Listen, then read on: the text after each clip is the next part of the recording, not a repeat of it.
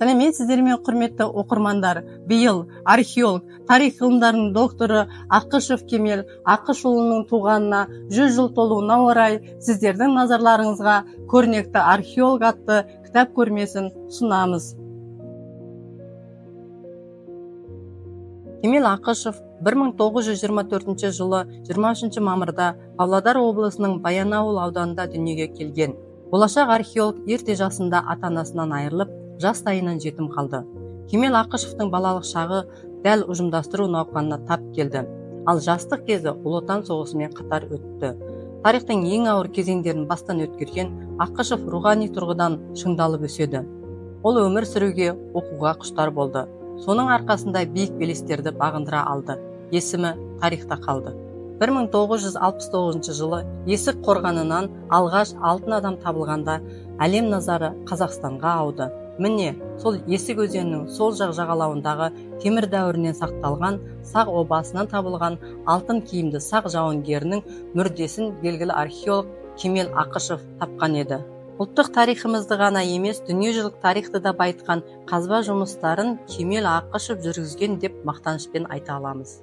Ескерткіштер елдіктің белгісі атты кітап 2011 жылы Алматы қаласында Аса баспасында 3 тілде, қазақша, ағылшынша және орыс тілінде жарық көрген. Кітапта Есік қорғаны, алтын адам, Жетісудағы көне орта ғасырлық қалаларының суреттері түсіріліп енгізілген.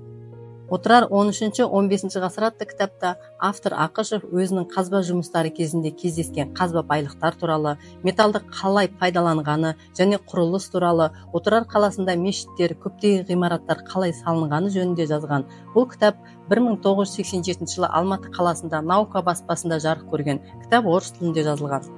Қазақ СССР тарихы көне заманнан бүгінге дейін 5 томдық кітаптың бірінші томында Қазақстан территориясын ежелгі көне заманнан біздің заманымыздың 10 ғасырына дейін мекендеген тайпалар мен халықтар тарихының жалпы бейнесі берілген.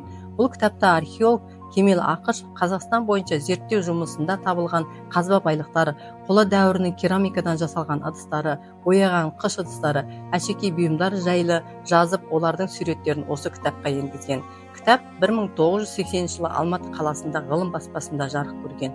Қорған есік атты шығармада автор Ақышев өзінің зерттеу кезінде табылған қазба байлықтарын, яғни әшекей бұйымдар туралы жазып, солардың суретін осы кітапқа түсірген. Қорған есік кітабы 1978 жылы Москвада Искусство баспасында жарық көрген және орыс тілінде жазылған. Құрметті оқырмандар, археолог Кемел Ақышевтың шығармаларымен танысамын десеңіздер, біздің кітапханаға келіп алып оқуларыңызға болады.